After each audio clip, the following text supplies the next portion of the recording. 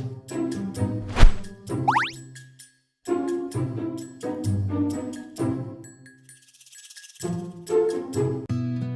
semuanya, kembali bersama saya Fahri. Di video kali ini kita akan belajar tentang MTCNA Networking Model.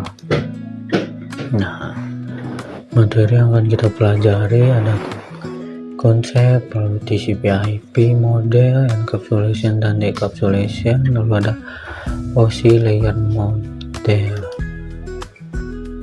Lanjut, di sini ada konsep dari networking model, yaitu jaringan komputer yang mengacu pada perangkat komputasi yang saling terhubung serta dapat bertukar data dan berbagi sumber daya satu sama lain.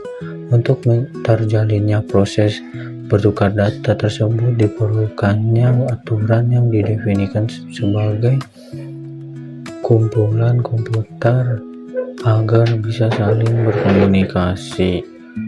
Jadi aturan tersebut yang disebut dengan networking model. Nah, bagaimana setiap vendor dapat saling berkomunikasi dengan open standard networking model yang tersedia. Untuk saat ini open standard networking model yang tersedia dan terkenal ada dua, yaitu TCP/IP model dan OSI model. Nah, di sini berikut adalah konsep atau gambaran dari networking model. Nah, pada tahun 1980-an, sebelum networking ada, pada vendor akan saling berkomunikasi. Para vendor yang ingin berkomunikasi seperti vendor A dengan vendor B ini ingin berkomunikasi itu sangat sulit karena setiap vendor memiliki aturannya masing-masing, sehingga pada tahun 1990-an terciptalah networking model atau TCP/IP yang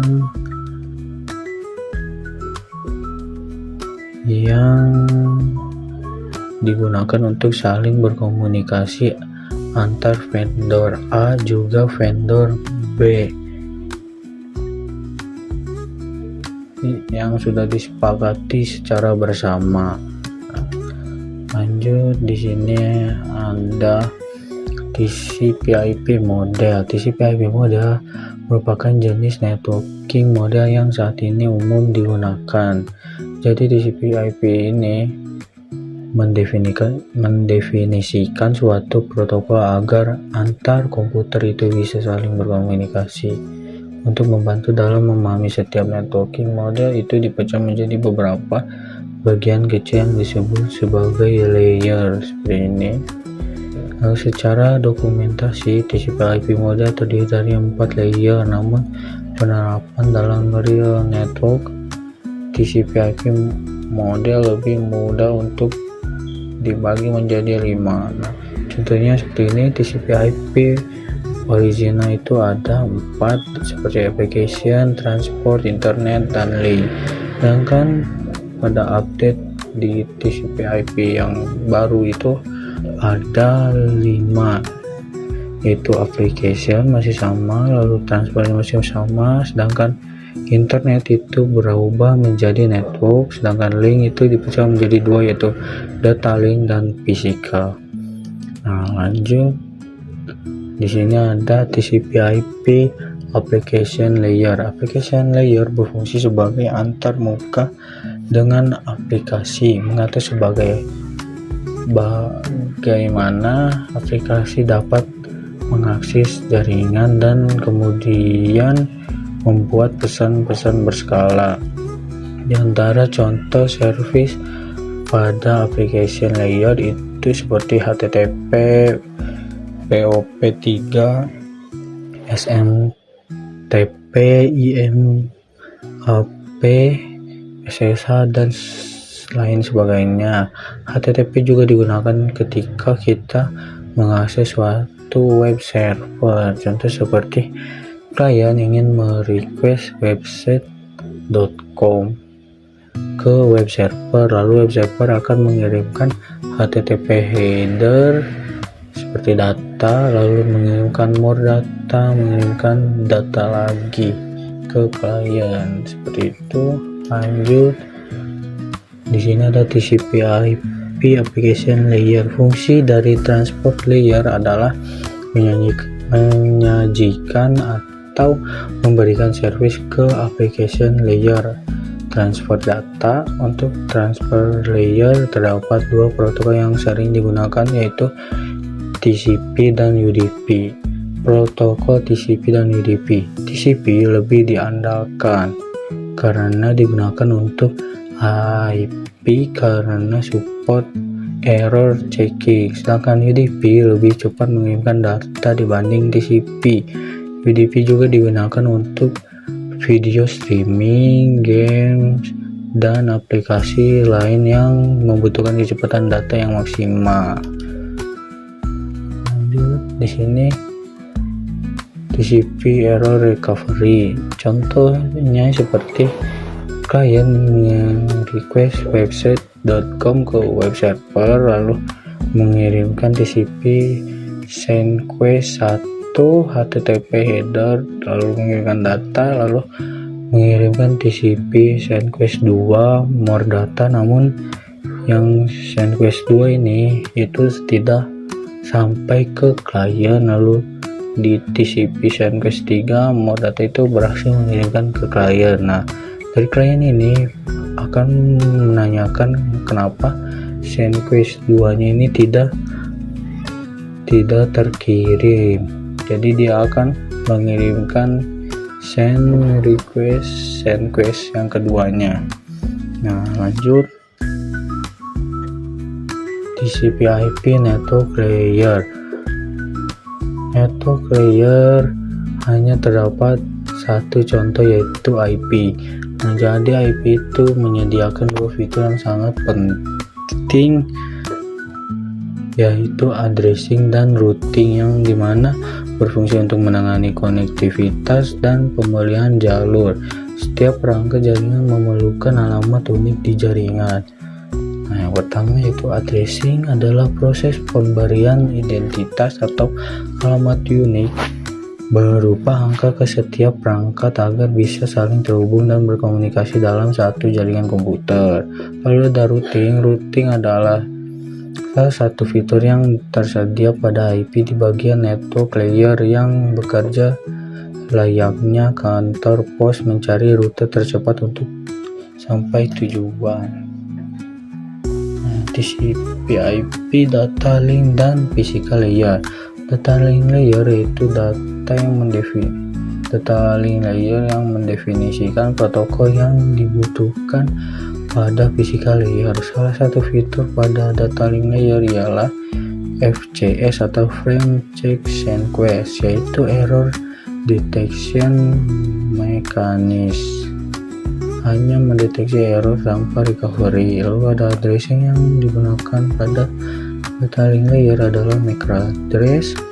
Lalu physical layer yaitu mendefinisikan cabling pada suatu jaringan komputer, mendefinisikan secara fisik apa yang digunakan untuk menghubungkan antar device. Lanjut, di sini ada encapsulation dan decapsulation. Encapsulation itu proses membungkus data dengan header pada data di setiap layer. Adapun decapsulation maka itu sebaliknya. Name of TCP/IP message, yaitu ada application layer itu data, lalu transport layer data, dan TCP ditambah TCP header yaitu menjadi segmen, lalu networking layer data plus TCP header, lalu ditambah IP sama dengan IP paket, lalu ada data link layer data, lalu ada ditambah TCP header, ditambah IP, ditambah DL header, lalu ditambah DL trailer sama dengan frame. Lanjut, di sini saya akan menjelaskan kan dari encapsulation juga decapsulation. Di sini ada yang namanya sender atau bisa disebut dengan pengirim data atau bisa disebut dengan encapsulation. Itu awalnya berupa data yang dipecah menjadi dua, menjadi TCP/IP dan data yang disebut dengan segmen, lalu dipecah lagi menjadi 3 bagian, yaitu IP, TCP, dan data disebut dengan IP paket, lalu dipecah lagi menjadi 5 bagian, ada data link, IP, TCP, data, dan data link yang disebut dengan frame. Dan yang paling bawah ini juga bisa disebut dengan physical atau bit. Ketika ingin dikirimkan ke penerima atau receiver, itu bahasa yang digunakannya adalah menggunakan biner seperti 0011. Lalu di sini ada recovery atau penerima paket atau bisa disebut dengan decapsulation.